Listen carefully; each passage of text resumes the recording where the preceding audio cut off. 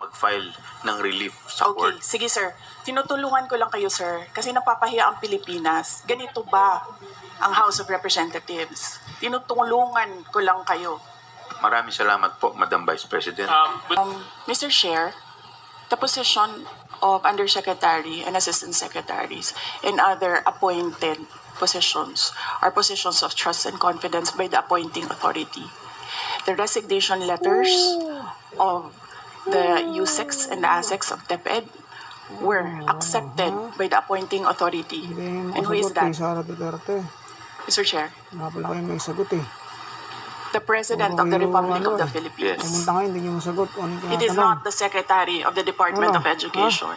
So Sige. you ask Sagot kayo. the President of the Republic of the Wala pa naman Philippines magawa. why Oh, he accepted the Wala, resignation nagtuturuan of the kayo. USEX Sige. and the ASEX. Ano yung tanong?